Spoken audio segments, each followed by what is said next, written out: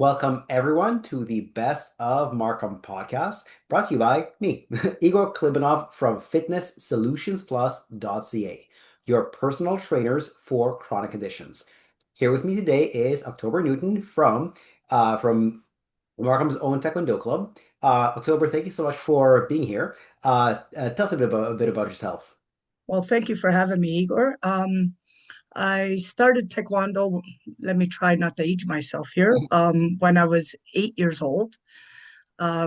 Started like most kids watching Kung Fu movies and Bruce Lee and stuff like that.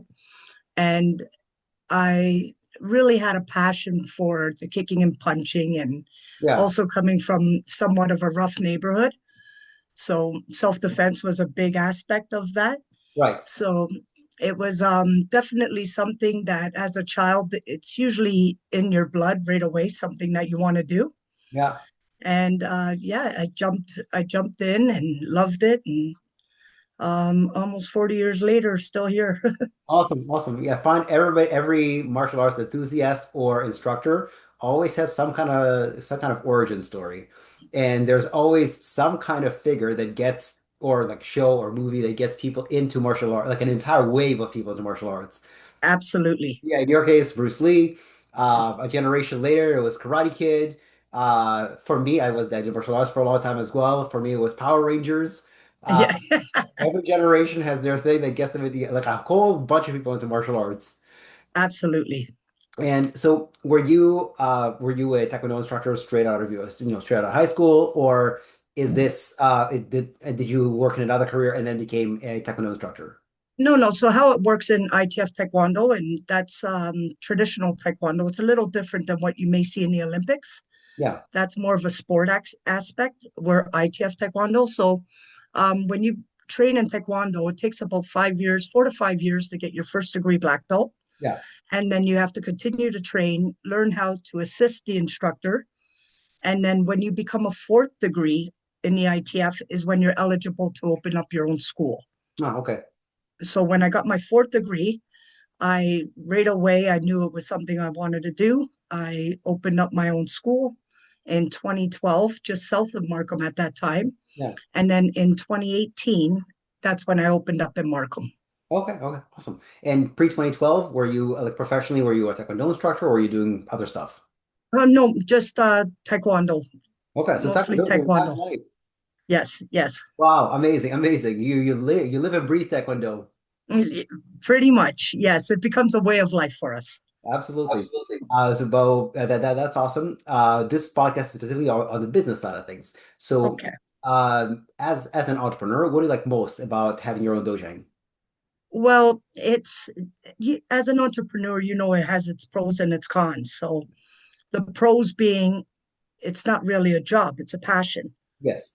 right? So we love what we do. Every day is different. It's not like a punch card where we punch in and we punch out Yeah. when our time is up. It's hours could be very long, 18, 20 hours sometimes. Yeah.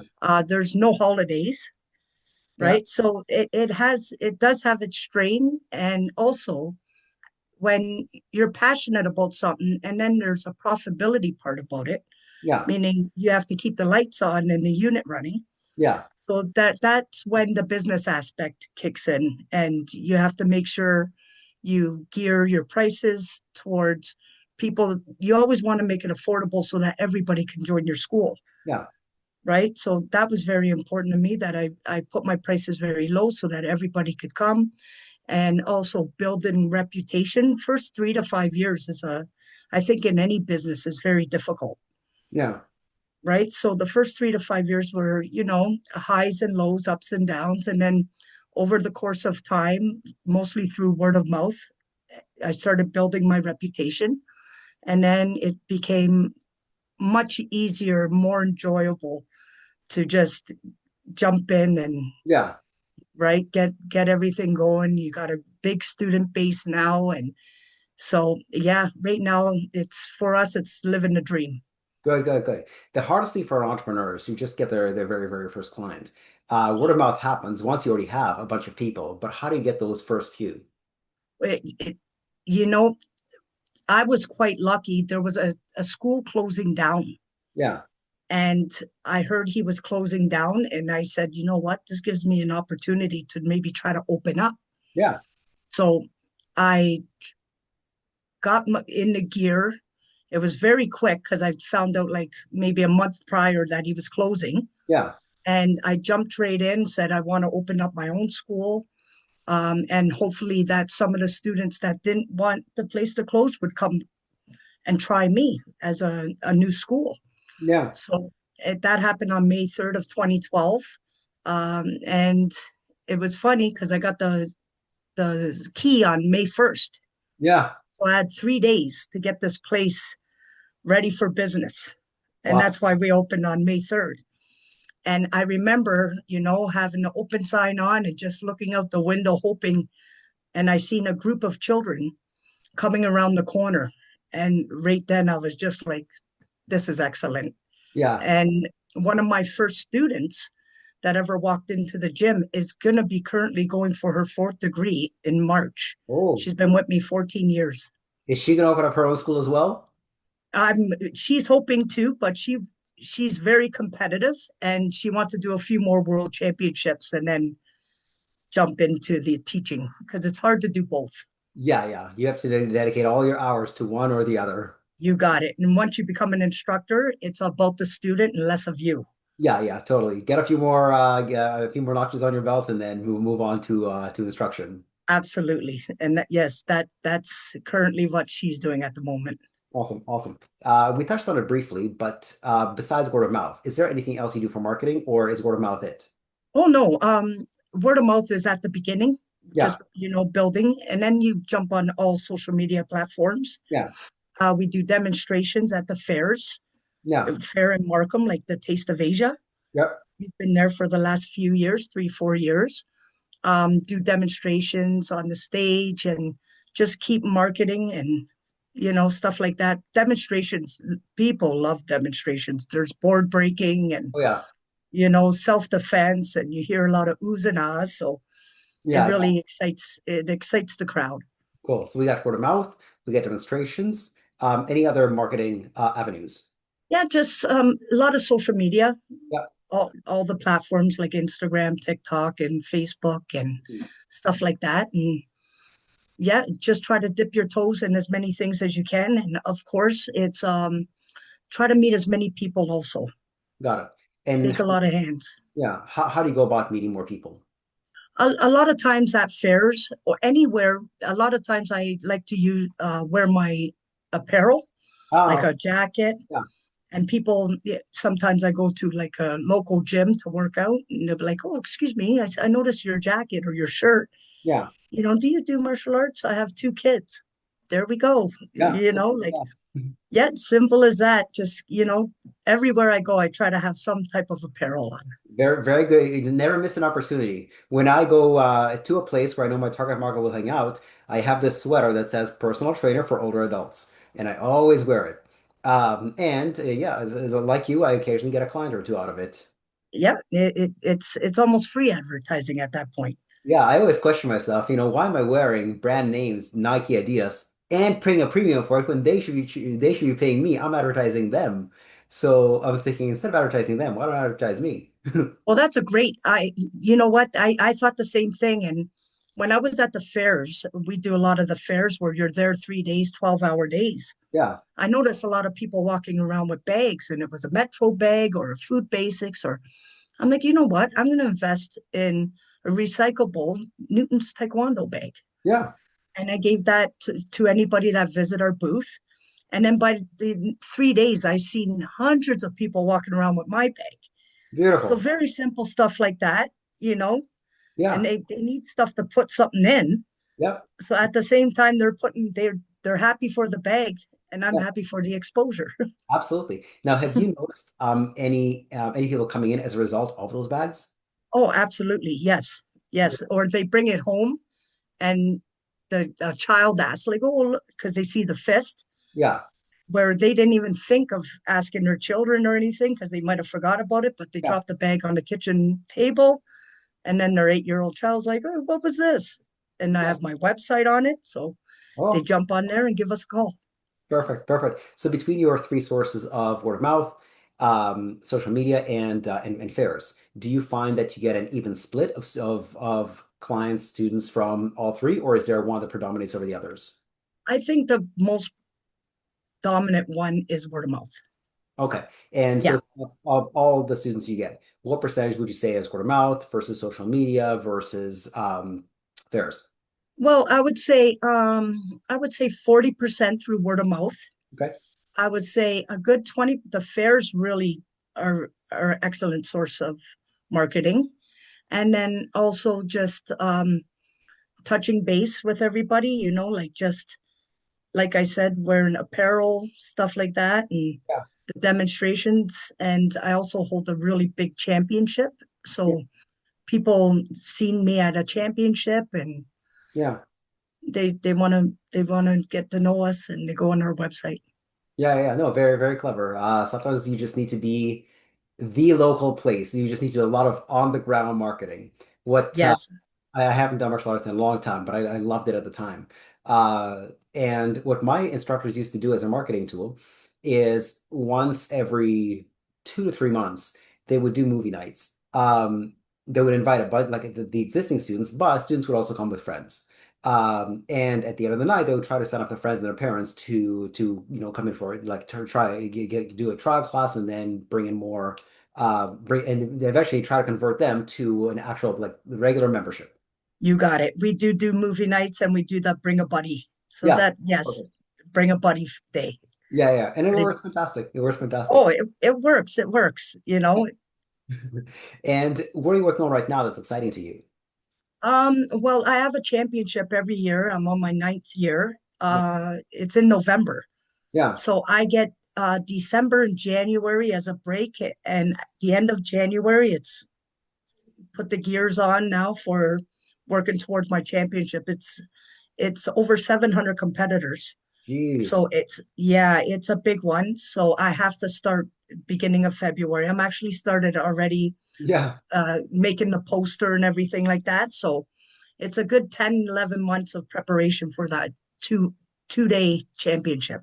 Man, you must have incredible patience for event planning because I've tried event planning before on a way smaller scale than you, and I wanna rip my hair out. For you to do a 700 person event and not want to rip your hair out, that's fantastic. It's a lot of work, and I think what a lot of people have to understand is if you fail to prepare, prepare to fail. Absolutely, absolutely. I'm actually writing a book right now about not my successes, but my failures. Because I've read so many books about marketing and entrepreneurship that promise you the world. You implement this, it's going to be so easy, and you're going to make gobs and gobs and gobs of money. When you actually try it, you're like, oh, I did exactly what it said, and nothing happened. Or maybe even worse than nothing. I lost money. Um, so you keep trying new things until something clicks, something works, and then when something works, you double down on it, triple down, etc., and try to make that replicatable system. Um, yeah, I totally get you. Yeah, I think too many people, once they fail once, they kind of throw in the towel. Failure is part of learning. Nothing Yeah, wrong with it. yeah, You just exactly. got to you just got to keep, your eyes on the prize and keep working towards it. And there will be a break, long as you don't give up. Yeah, yeah. It took me literally 46 different marketing strategies or tactics that didn't work before I found my first tactic that worked, which was public speaking. There you Uh, go. but yeah, I mean, there is so much more failure than success. However, as long as the successes are bigger than the failures, then you can still be profitable. If a failure costs you $1,000 and a success makes you $100,000, you can fail 99 times and still be profitable. Yes, and a lot of things with nobody sees the failure. They just see the success. Yeah, yeah, So exactly. they think you started at the top of the ladder, not knowing what you had to go through to get there. So Yeah, yeah. And there's a lot of I trial and error, a lot of stuff behind the scenes that people don't see. They only see, okay, this is a successful studio. absolutely, Yeah. exactly. So I Mhm. really try to teach the students that when the door shuts, you need to sit there and open it. Don't let it shut on you. There's a Yeah, will, yeah. there's a way. Analyze what went wrong and then try a different way. You got it. Yeah. Just don't give up. That, That's the that brings me key. to my next question, which is obstacles. What obstacles have you encountered in your time as both a Taekwondo instructor and an entrepreneur? Well, it's yeah, time is definitely an issue, and there's not a lot of free time, and there's not a lot of vacations, like Yeah. personal vacations. Even when I do get a little bit of free time, I end up training the students on our off days. Yeah, Like the students that are training internationally will say, okay, Sundays we do it like 6 a.m. till yeah. 10, 4 hours bright and early so that they still have somewhat of a Sunday for them. And yeah, you're constantly trying to build the students to get on the podium. And we're a very competitive school, so we travel all over the world and we got a great reputation around the world. We've made the podium the last three world championships. Yeah. So the kids are, yeah, they're hardworking. They put in the work, and success is never a guarantee. And let's not forget they have great instructors. Yes, yes, yes, definitely. Yeah, yeah. No, time management as an entrepreneur is definitely a challenge. It's the same thing with a lot of the entrepreneurs I speak to. And I think you're my 54th, 55th guest on here. Everybody says the same thing. Time management is a challenge. And just like you, I mean, I've been working for between like if I let my hours dip below 70 hours per week, I feel like I'm slacking off. Like a regular Yes. week for me is like 80, 85 hours, and this is fun for me. This is normal. I can't imagine a 40-hour week. Well, that's the beauty when it's passion because it doesn't feel so much like a job. Yeah, exactly. So we can answer phones at 10 p.m. or Yeah. 6 a.m. and be happy to we're not on a punch clock, Yeah, yeah. If this is right? for you, why wouldn't you want to do more of it? Exactly. So a lot when you work a 9 to 5 or whatever your hours may be, and it's punch clock, and you can tell they can't wait to get out of the company. And yeah, here classes are ending. I'm still here an hour later, or somebody wants to practice a little more. The time is not the limit here. It's No, no, something we love exactly. to do. It's not how much time you have, it's how much time is in a day. If there were 27 hours, we'd be working a few more hours. Exactly. I think the biggest con though is not having enough vacation time if you have a family and trying to balance your family life with your passion. Yeah, yeah, exactly. Now you have two loves. You love your career and you love your family, you know?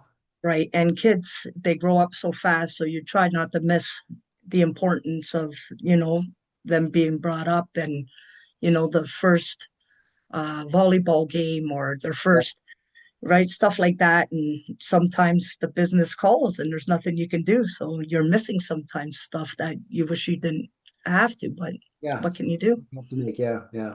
Yeah. Speaking of which, in the very little free time that you do have, what do you do in your free time? Free time, to be honest, it's a lot of just working on the gym, Yeah, going to do the errands for the gym, having to pick up more uniforms, stuff like yeah, that. Um, I like, oh, it's hard because I eat, sleep, and breathe Taekwondo, yeah, yeah, right? So a lot of times, even on my free time, I'll be on my computer looking up videos of championships, what people are looking for, who's the hot one to beat this year, and yeah, yeah, stuff like that. Doing your research to try to get ahead of the game, if you will. yeah, yeah. This is your life. Yeah, yeah. But I do have two cats that I'm constantly trying to rush home to take care of. So Yeah, I yeah, think they take exactly. a little bit of my time too. Good thing cats are such a low maintenance pet. Yes, yes. And I inherited them so from my mother. Yeah, So yeah. they're used to you. Oh, they're used to me. And like you said, they're independent. So it's not like a dog where you have to make sure you're there for walks and so forth. So Yes, yes, it exactly. it, it works with my schedule much better. Oh, absolutely. And since this is, after all, a Best of Markham podcast, what's your favorite business in Markham besides your own? I one business that I use frequently is the Markham Pan Am Center. Okay, I yeah, of don't course, yeah, That's where I hold my championship. yeah. No, It's top tier venue, excellent staff, excellent exposure, yeah, very welcoming, hotels all around it. So I yeah, would have to say the Markham Pan Am Center is my go-to yeah. Great for choice. business. Absolutely. Yes. And lastly, how can our viewers and listeners get in touch with you? Oh, they can get either through my email, um, uh, um, Newton School of Taekwondo. Yep. They can call us. Once you go on the email, you'll see our phone numbers there. They can reach us on social media, Facebook, Instagram, or TikTok under Newton's Taekwondo. Okay. Anyway, they see fit. Perfect. And all those contact details will be in the show notes as well. Absolutely. Awesome. October, thank you so much for doing this. I really appreciate it. Thank you so much. It was a pleasure and pleasure meeting you, Igor. Likewise.